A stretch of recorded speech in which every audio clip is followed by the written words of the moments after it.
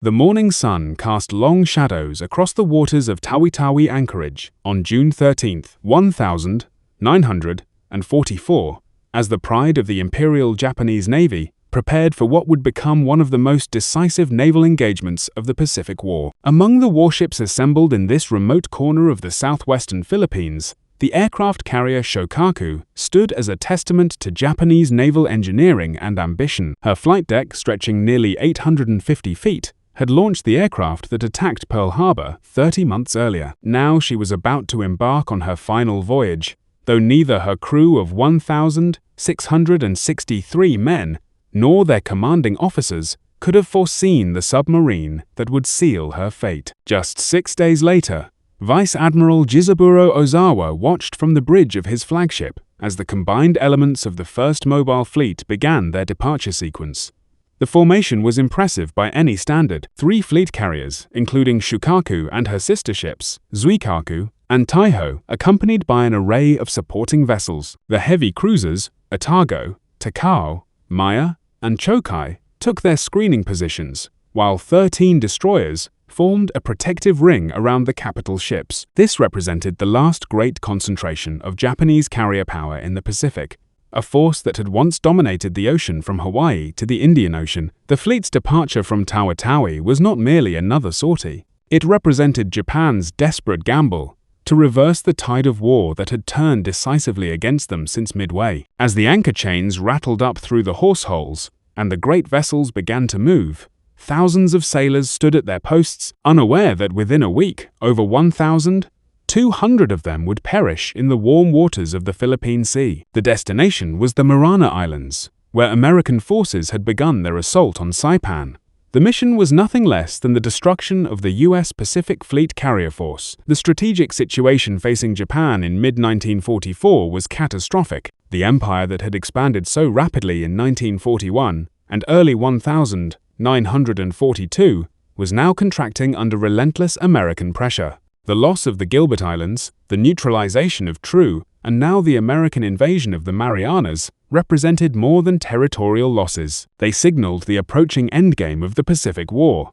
Saipan, in particular, held special significance. Its capture would place American B-29 Superfortress bombers within range of Tokyo itself, bringing the war directly to the Japanese homeland for the first time since the Dittle Raid. Admiral Su Toyota, Commander-in-Chief of the combined fleet, understood the gravity of the situation perfectly. The loss of the Mariners would sever Japan's communications with its resource-rich southern territories and expose the home islands to devastating strategic bombing. In response, he authorized Operation Eigo, a complex plan that sought to leverage Japan's remaining advantages: the longer range of its carrier aircraft, land-based aviation support from island airfields, and the superior training of its battleship gunners in night combat. The plan called for the mobile fleet to engage the American carriers in a decisive battle, while they were committed to supporting the amphibious operations at Saipan. Yet, the Japanese Navy of 1,944 bore little resemblance to the force that had stunned the world at Pearl Harbor. The attrition of experienced pilots was perhaps the most critical weakness. The veterans who had executed the precision attacks at Pearl Harbor, Darwin, and Colombo were mostly dead, victims of the grinding battles at Midway, the Solomons, and the Santa Cruz Islands. Their replacements, rushed through abbreviated training programs, possessed neither the skill nor the experience of their predecessors. Many of the pilots aboard Shokaku and her sister carriers had fewer than 200 flying hours compared to the 800-plus hours of their American counterparts. The fuel situation presented another critical vulnerability. Japan's merchant marine, systematically hunted by American submarines, could no longer reliably transport refined fuel from the East Indies to the home islands. The mobile fleet was forced to operate on unrefined Tarakan crude oil pumped directly from Borneo's wells into the ship's bunkers. This heavy sulfurous petroleum produced thick black smoke, clogged boilers, and reduced the fleet's maximum speed. Engine room crews worked in hellish conditions, as the crude oil released toxic fumes that made extended operations below decks nearly unbearable. Despite these handicaps, Ozawa's fleet remained formidable on paper. The Japanese had assembled 9 aircraft carriers, carrying approximately 440 aircraft, supported by 5 battleships, including the mighty Yamato and Musashi, 13 cruisers, and 28 destroyers. This force would face Admiral Raymond Spruant's Fifth Fleet, which boasted 15 carriers with 956 aircraft, 7 battleships, 21 cruisers, and 69 destroyers. The Americans held decisive advantages in numbers, pilot quality, radar technology, and logistics. But Ozawa hoped that careful tactics and the element of surprise might offset these disadvantages. The strategic chess match between Ozawa and Spruant began even before the fleets departed their respective anchorages. Japanese naval intelligence had correctly identified the Mariners as the next American target, allowing Ozawa to pre-position his forces for a counterstrike.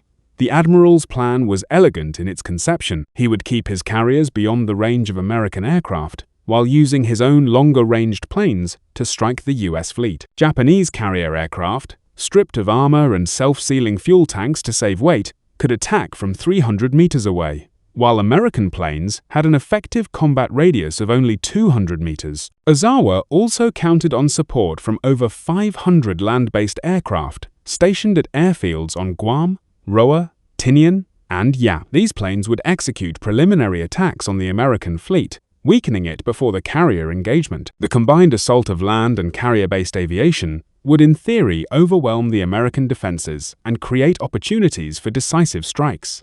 The Japanese admiral positioned his fleet in 3 groups: Van Force under Vice Admiral Tako Karita with the light carriers, Force A with Ozawa himself aboard Taihaho along with Shokaku and Zuikaku, and Force B under Rear Admiral Takagi Jishima with the remaining carriers. Admiral Spruant, commanding the American forces, faced a complex tactical problem. His primary mission was to protect the amphibious forces at Saipan, but he also needed to engage and destroy the Japanese fleet if the opportunity arose. Intelligence reports from coast watchers and signals intercepts indicated that a major Japanese naval force was approaching, but its exact composition and intentions remained unclear.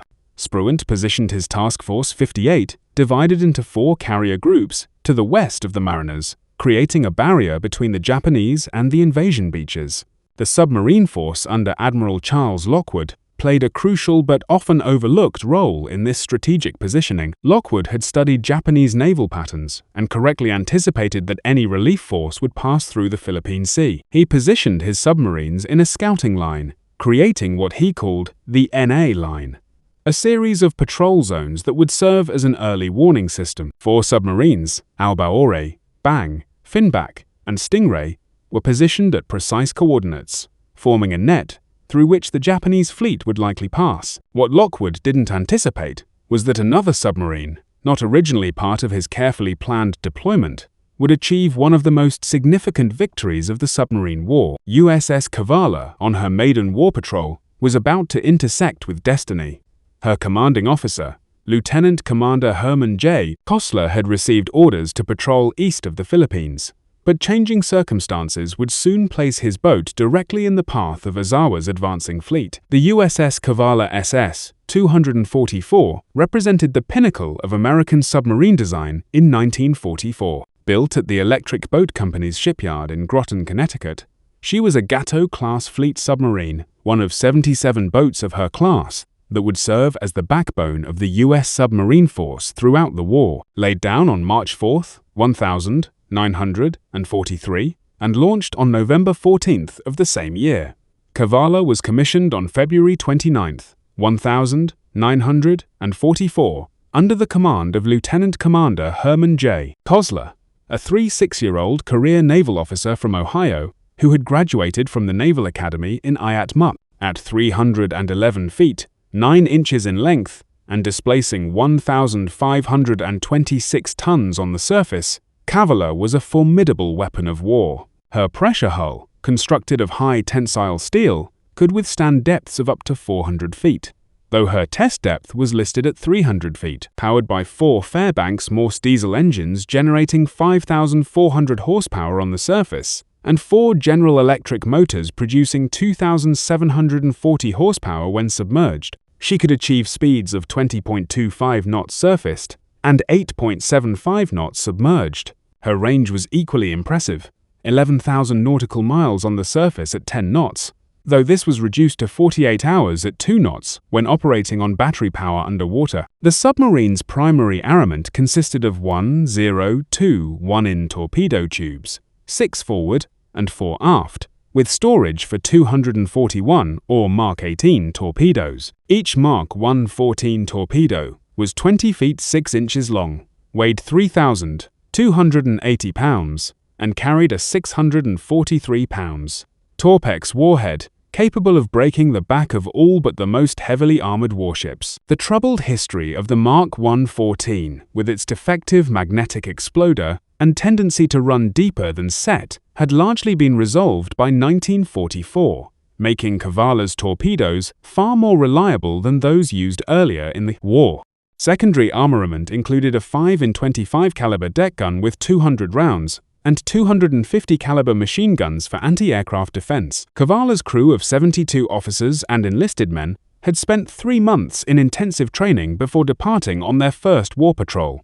The submarine community was unique within the Navy. Officers and enlisted men lived and worked in extraordinarily close quarters, creating a level of interdependence unknown in the surface fleet. Every man from Kostler down to the most junior seaman had to qualify on every system aboard the boat. Lives depended on each crew member being able to perform any critical function in an emergency, whether operating the diving planes, managing the trim tanks, or firing torpedoes. The boat's technology represented the cutting edge of submarine warfare. Her SJ surface search radar could detect enemy vessels at ranges up to 12 miles in good conditions, while the SD air search radar provided warning of approaching aircraft. The ST periscope radar, though temperamental, allowed for precise range finding during attack approaches. Below the waterline, JK sound gear enabled the submarine to track targets acoustically, though the system was primitive compared to what would emerge later in the war. The Torpedo Data Computer, TDC, an electromechanical analog computer,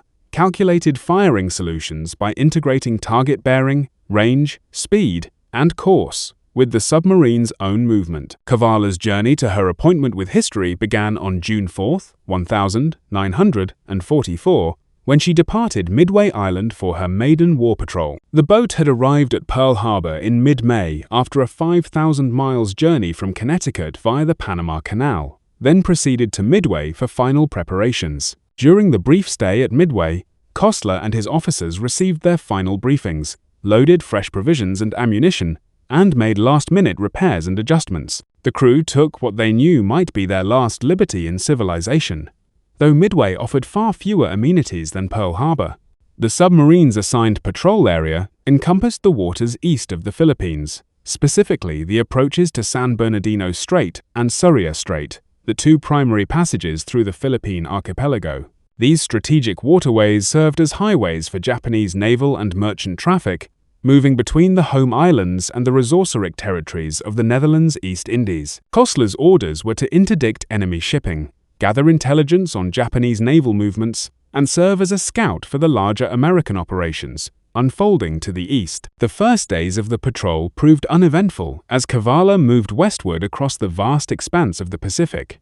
The crew settled into the monotonous routine of submarine operations, 4 hours on watch, 8 hours off, with the off-duty time split between sleeping, eating, and maintaining the boat's complex machinery. The submarine ran on the surface at night, her diesels charging the massive battery banks while making good speed toward the patrol area. During daylight hours, she often submerged to avoid detection by enemy aircraft, creeping along at 3 knots to conserve battery power. On June 8th, while transiting the waters near Marcus Island, approximately 1,200 miles southeast of Tokyo, Kavala experienced her first unusual incident of the patrol. The officer of the deck reported a sudden jolt and vibration from the stern, followed by what appeared to be a pool of blood in the boat's wake. Kostler ordered all stop and sent men to inspect the propellers and stern planes. Finding no damage, he concluded that they had struck a small whale, one of many that inhabited these waters. The incident,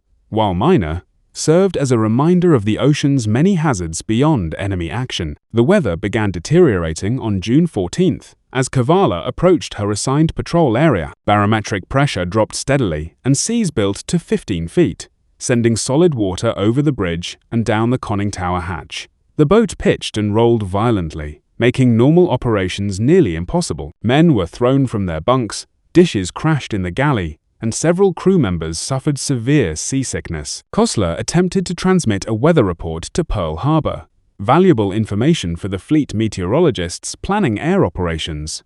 But the storm's intensity prevented successful transmission. After fighting the typhoon for 18 hours, he ordered the boat submerged to ride out the storm in the relative calm below the surface. As the storm passed on June 15th, Kavala surfaced to find clearing skies and moderating seas. Almost immediately, the radio operator intercepted a contact report from USS Flying Fish, another submarine operating nearby. Flying Fish had spotted a Japanese task force moving east at high speed, but had been unable to gain an attack position. The sighting electrified Kavala's crew. Major Japanese fleet units had been scarce since the battles of 1942, and the opportunity to engage capital ships was exactly what every submarine commander dreamed of. Kostler immediately ordered a course change to intercept the reported contact, and increased speed to 17 knots, pushing the diesels hard despite the still rough seas. He made contact with USS Pipefish, also responding to Flying Fish's report, and the two submarines agreed to conduct a coordinated search.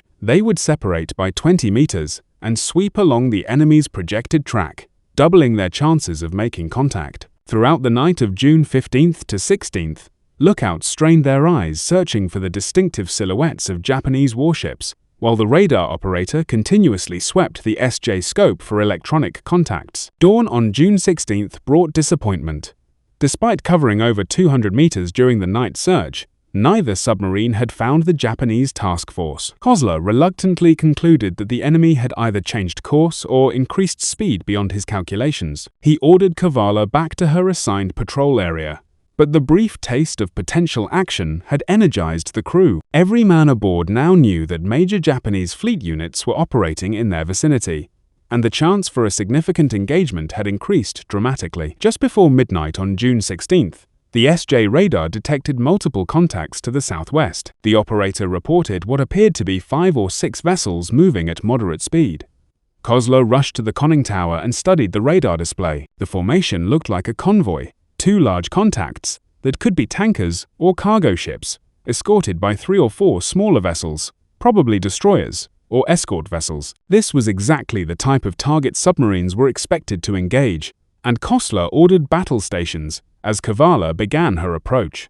The attack approach proved frustrating. The Japanese escorts were alert and aggressive, constantly pinging with active sonar and making random course changes. Every time Kavala maneuvered into a favorable position, a destroyer would suddenly turn toward them, forcing Kostler to go deep and evade. After 3 hours of cat-and-mouse maneuvering, during which the submarine never got closer than 4,000 yards to the main targets, a destroyer charged directly at Kavala's position. Kostler ordered an emergency dive to 300 feet, rigged for silent running, and waited as the escort passed overhead, the sound of its screws clearly audible through the hull. When Kavala finally surfaced at 0200 on June 17th, the convoy had vanished into the darkness. Kostler was frustrated but philosophical. Such was the nature of submarine warfare. What he didn't know was that the convoy he had been pursuing consisted of fleet oilers supporting Ozawa's mobile fleet. Had he successfully attacked these vessels, the Japanese carriers would have been forced to curtail their operations due to fuel shortage. Sometimes in war,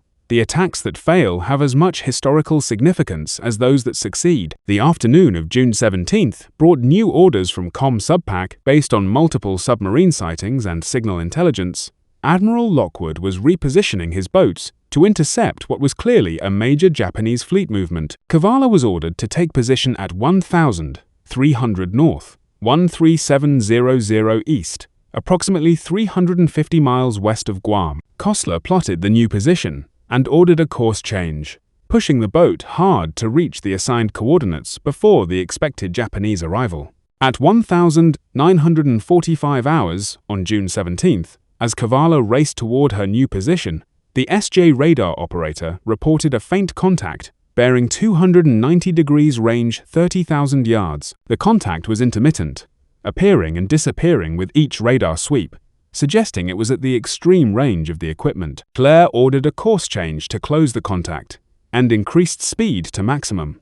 As the range decreased, more contacts appeared on the radar screen, First 2, then 4, then 7 distinct returns. By 2015 hours, Costa had identified what could only be a major Japanese task force.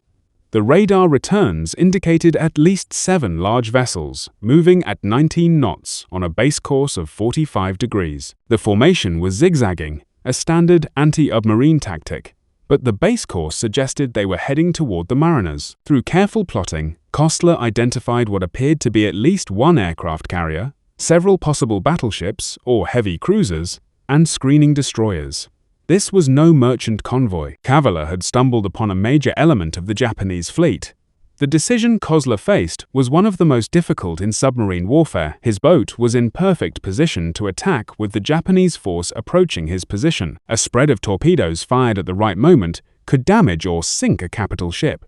But Kostler also understood the strategic importance of his discovery. Admiral Spruant's fleet needed to know the location, composition, and course of this Japanese force. The information was potentially more valuable than any damage Kavala alone could inflict. After a brief consultation with his executive officer, Kostler made the harder choice. He would forego the attack and surface to transmit a contact report. Surfacing a submarine in proximity to enemy warships violated every instinct of submarine warfare.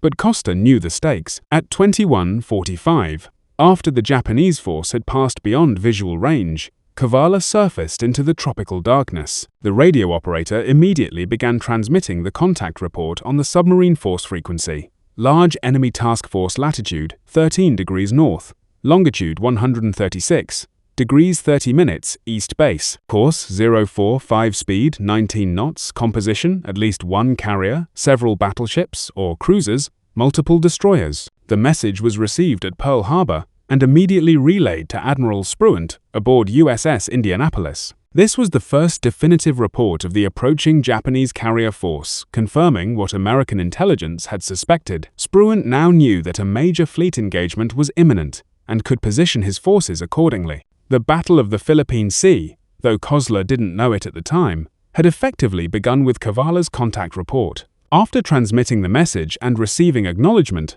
Kavala submerged and attempted to regain contact with the Japanese force. Despite running at maximum submerged speed, the submarine could not overtake the faster surface ships. By dawn, on June 18th, Kostler reluctantly abandoned the pursuit and returned to his assigned patrol position. The crew was disappointed at missing an attack opportunity, but Kostler assured them that their contact report had been invaluable to the fleet. Little did they know that their most significant contribution was yet to come. Throughout June 18th, Kavala remained submerged during daylight hours, surfacing only briefly after dark to receive radio traffic and recharge batteries. The airwaves were alive with encrypted messages as American and Japanese forces maneuvered for position. Kostler could sense that something major was developing, but had no clear picture of the larger battle. His orders were to maintain position and attack any enemy vessels that entered his patrol area. The crew spent the day conducting routine maintenance, checking torpedoes, and preparing for action they sensed was imminent. At 3:45 on June 19th, the quiet routine was shattered when a low-flying aircraft passed directly over the submarine. The officer of the deck barely had time to sound the diving alarm before the plane roared overhead, its engine noise drowning out all other sounds. Kavala crash-dived, her bow pointing sharply downward as the ballast tanks flooded. The crew waited tensely for the explosion of aerial bombs, but none came. Either the aircraft hadn't spotted them in the darkness, or it had no weapons to drop. After 30 minutes submerged, Kostler brought the boat back to periscope depth.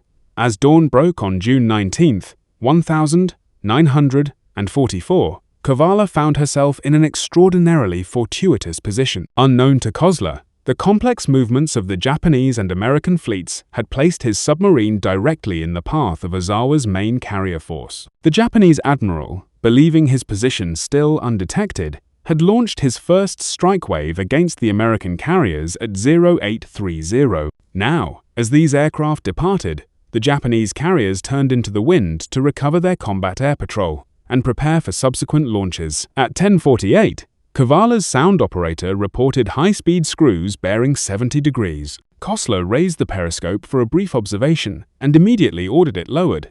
On the horizon, he had spotted the pagoda-style masts characteristic of Japanese warships. He ordered battle stations submerged and the crew rushed to their combat positions with practiced efficiency.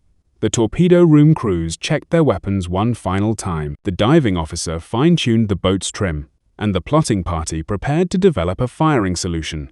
At 1052, Costa made his second periscope observation. This time, the view took his breath away. A large aircraft carrier, accompanied by at least one heavy cruiser and several destroyers, was approaching from the northeast at approximately 20 knots. The carrier was recovering aircraft with planes circling overhead, waiting their turn to land. The flight deck was crowded with aircraft that had already recovered, their wings still extended. Kostler estimated the range at 12,000 yards, too far for an effective torpedo attack, but the carrier's course would bring it much closer. The next 15 minutes required exceptional submarine handling.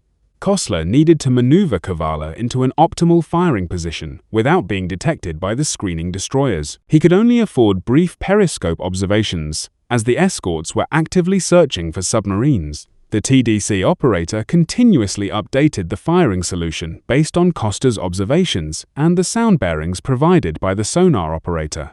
The carrier was identified as a Shokaku-class vessel, based on its distinctive profile, the small island structure offset to starboard, the massive flight deck, and the unique arrangement of anti-aircraft guns. At 11:10, Kostler made what he intended to be his final observation before firing. The carrier, now positively identified as either Shokaku or Zuikaku based on the pagoda mast and flight deck configuration, was at a range of 5,000 yards and closing. The angle on the bow was nearly perfect for a broadside shot. However, the destroyer Urakazi was moving into a position that would block the torpedo run.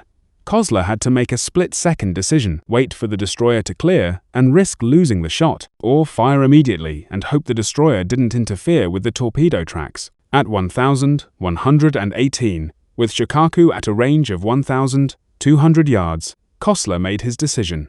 "Fire one," he commanded, and the first torpedo left Kavala's number 1 tube with a characteristic shoot-udder and high-pressure air discharge. At 8-second intervals, 5 more torpedoes followed, spreading in a fan pattern calculated to ensure at least some hits, regardless of any last-minute course changes by the target. The torpedo run was set for 15 feet, shallow enough to strike above the carrier's armor belt, but deep enough to avoid surface turbulence. Even as the 6th torpedo was leaving its tube, Costa ordered, "Take her deep." Flood negative.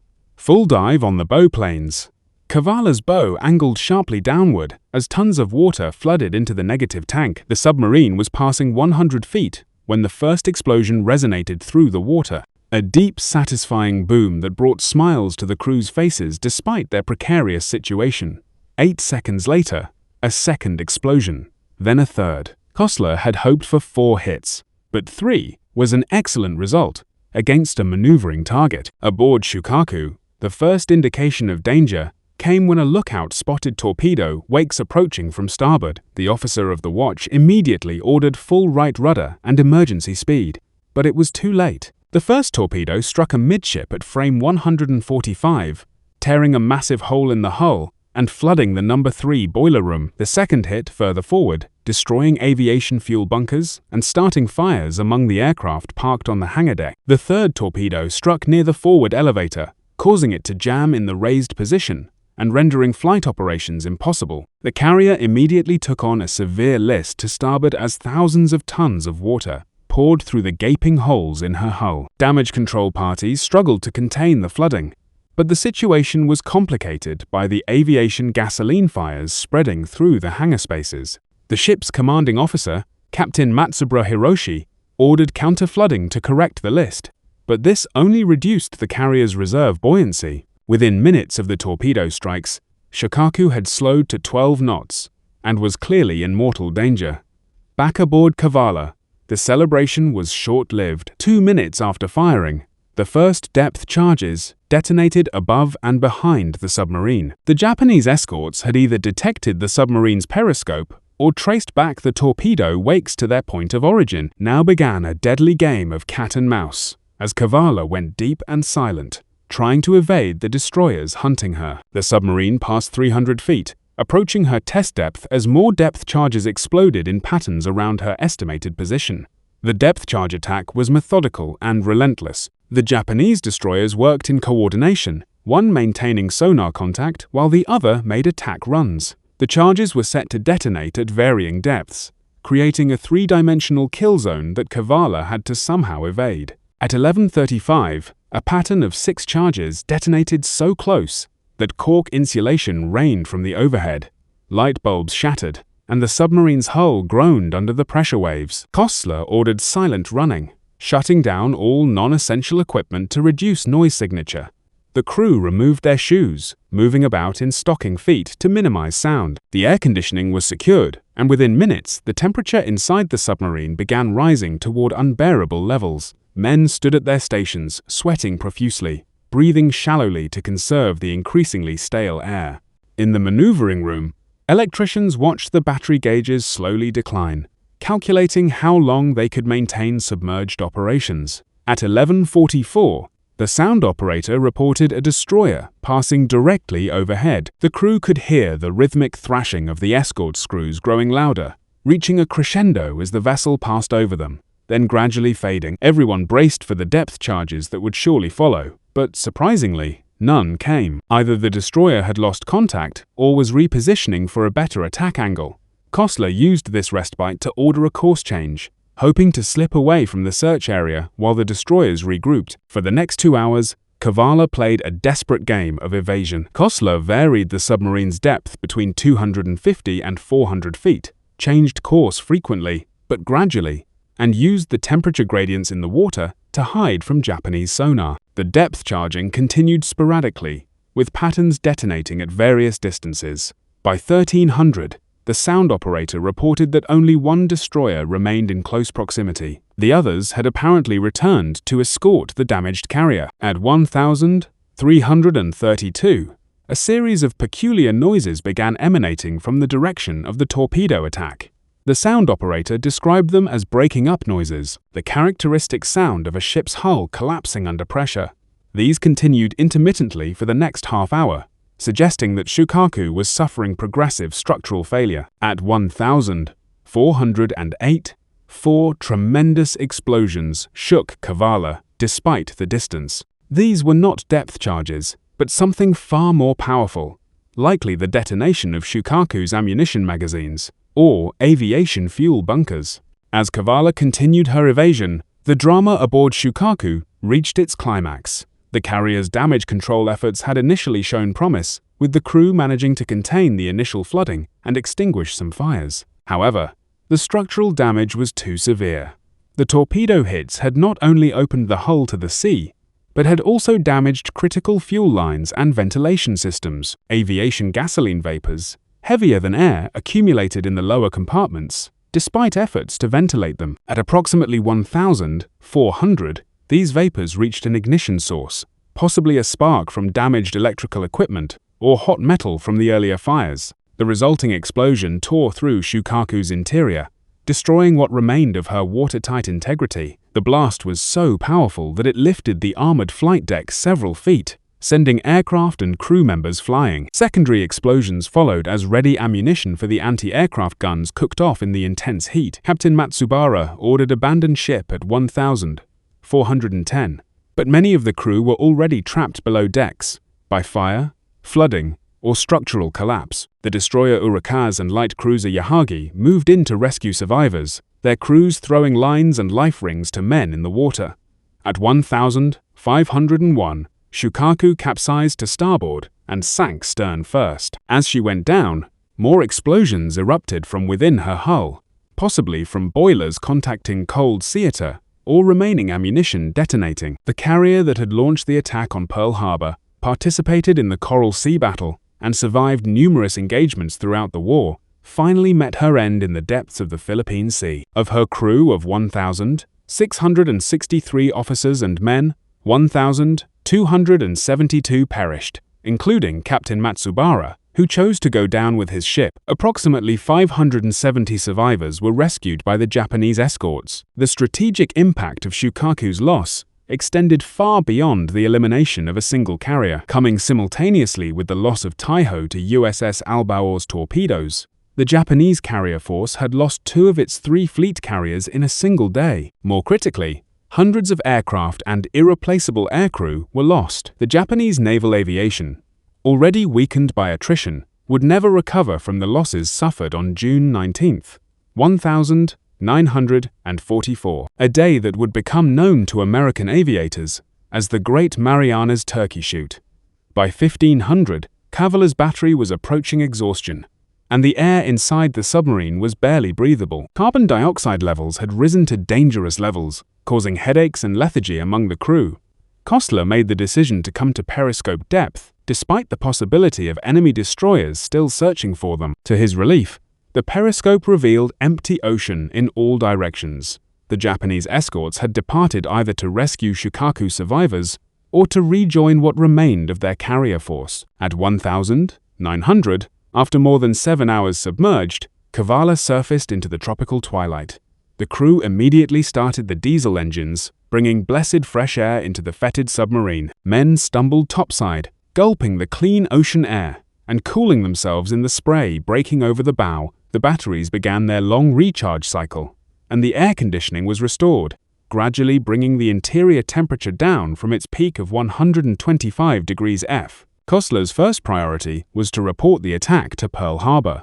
The radio operator transmitted attacked Shokaku-class carrier 3 hits, observed heavy explosions heard after going deep, believed target sank position 1,150 north, 13757 east. The message was received with jubilation at submarine headquarters. Admiral Lockwood himself drafted the reply, "Well done, Kavala. Her achievement beyond expectations." The submarine continued her patrol for another 6 weeks, though no action would match the intensity of June 19. On July 1, Kavala arrived at the newly captured port of Saipan for fuel and provisions.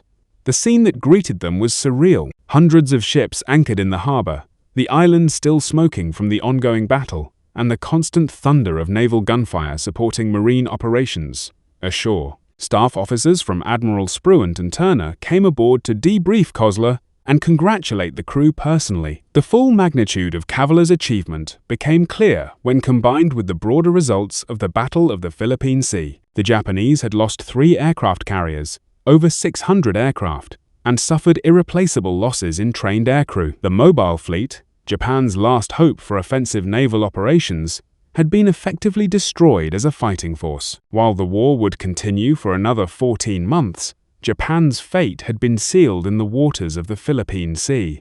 The sinking of Shokaku represented more than the loss of a single warship. It symbolized the complete reversal of fortune in the Pacific War. The carrier that had launched the surprise attack on Pearl Harbor, participating in Japan's stunning early victories, had been destroyed by a submarine from the nation she had helped awaken to war. The irony was not lost on naval historians or the American public when the story was released after the war's end. Kavaller's success on her first war patrol established her as one of the most celebrated submarines in the Pacific Fleet. She would complete 5 more war patrols, sinking 3 additional Japanese vessels. The exact tonnage of her subsequent victories varies in different records, but her most significant achievement remained that single spread of torpedoes fired on June 19, 1944. Lieutenant Commander Kostler was awarded the Navy Cross for his actions, and Kavala received the Presidential Unit Citation for her first patrol. The submarine's achievement must be understood within the broader context of the submarine war against Japan. American submarines,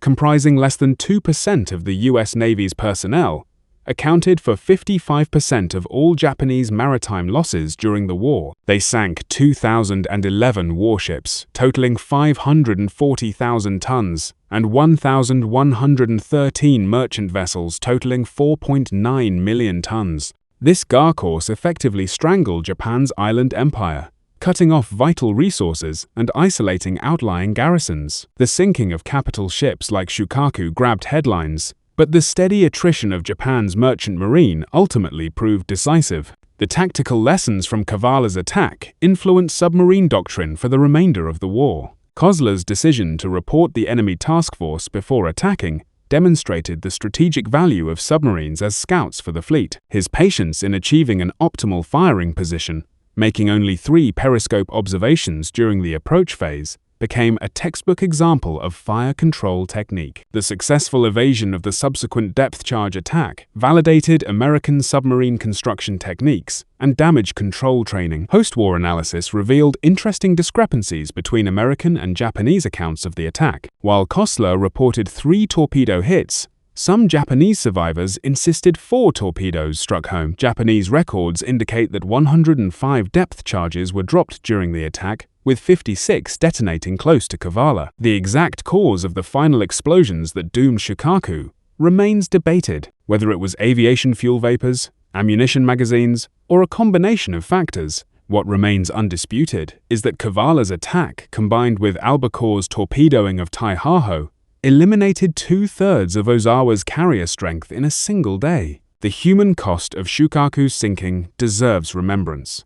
The 1,272 Japanese sailors who perished were not fanatics or war criminals, but professional seamen, doing their duty as they understood it. Many were conscripts barely out of their teens, others veteran sailors who had served aboard Shokaku since her commissioning. Their deaths, while necessary in the context of total war, represent individual tragedies multiplied 1,200-fold. Among the dead were many veteran officers who had served with distinction throughout the war. The location of Shokaku's wreck remains unknown to this day, unlike many other major warships from the Pacific War that have been discovered by deep-sea exploration teams. Shokaku's final resting place in the Philippine Sea has yet to be located.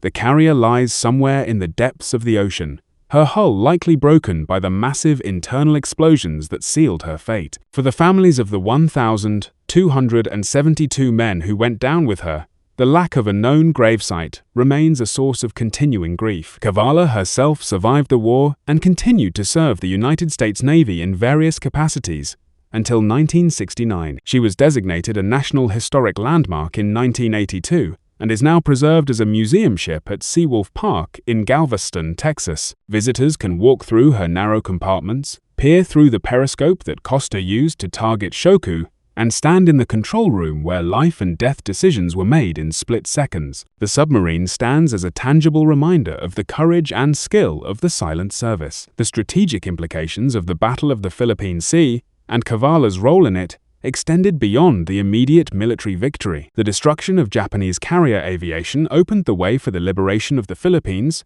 the invasion of Iwama and Okinawa, and ultimately the planned invasion of Japan itself. While that invasion proved unnecessary due to Japan's surrender following the atomic bombings, the naval supremacy established in June 1944 made those subsequent operations possible. In the grand narrative of World War II, the sinking of Shokaku by Kavala represents a perfect microcosm of the Pacific War's evolution. The Japanese Navy that had seemed invincible in 1941–42 had been systematically destroyed by American industrial might, technological superiority, and the courage of individual sailors and submariners. The hunter had become the hunted, and the empire that had gambled on a quick victory found itself facing inevitable defeat. Today, as tensions again rise in the Western Pacific, the lessons of the Philippine Sea remain relevant. The importance of submarine warfare, the value of intelligence and reconnaissance, the critical nature of trained personnel, and the decisive impact of technological advantage all echo through the decades. The story of Kavala and Shokaku reminds us that naval supremacy once lost is difficult to regain, and that wars at sea can be decided in moments by the actions of relatively small units. The morning of June 19th, 1944 had begun, with the Imperial Japanese Navy launching what it hoped would be a decisive counterstrike against the American invasion of the Marinas. By sunset, that hope had been shattered with 2 fleet carriers on the ocean floor and hundreds of aircraft destroyed. Among the many heroes of that day, the 72 men aboard USS Kavala had played a pivotal role, demonstrating that in naval warfare, a single submarine with a determined crew could change the course of history. Their achievement stands as a testament to the submariners' motto, "We sink them regardless." As Herman Kleur would later reflect in his memoirs, the attack on Shokaku was both the culmination of years of training and preparation and a matter of being in the right place at the right time. But as the great Admiral Chester Nimitz observed, luck is frequently the reward of those who are prepared to take advantage of opportunities. Kavala was prepared. The opportunity presented itself, and the result was one of the most significant submarine attacks of the Second World War. The submarine that had left Groton just months earlier, as another boat in the Gato class, had earned her place in naval history, writing her name in the annals of the silent service with torpedoes rather than ink.